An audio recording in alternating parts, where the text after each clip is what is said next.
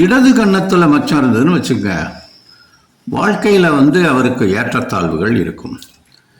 வலது காது நுனியில் மச்சம் இருந்துச்சுன்னா அவர் நிறைய கண்டங்களை சந்திப்பார். இடது காது நுனியில் மச்சம் இருந்துச்சுன்னா அவருக்கு தகாத சேர்க்கைகள் ஏற்படும். அதனால் அவர் கொஞ்சம் அவமானப்படக்கூடிய சூழ்நிலை கூட ஏற்படலாம்.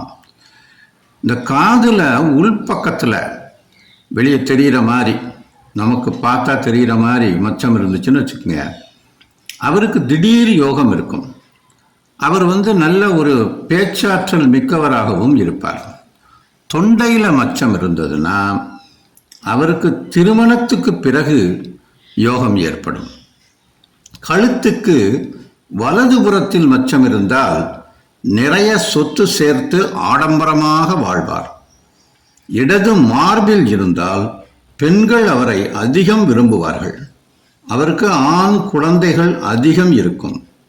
வலது மார்பில் மச்சம் இருந்தால் அவர் அன்புள்ளம் கொண்டவராகவும் பெண் குழந்தைகள் அதிகமும் இருக்கும்.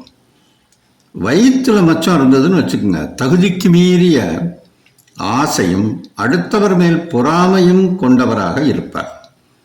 அதுவே அவருக்கு அடி வயிற்றுல, அதை தொப்புளுக்கு கீழே மச்சம் இருந்தால் அவர்களுக்கு பெண்களால் யோகம் இருக்கும்.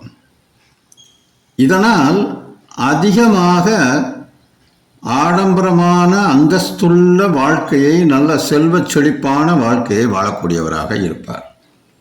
ஆனால் அதே நேரத்தில் ஒரு சிறந்த கல்விமானாகவும் இருப்பார்.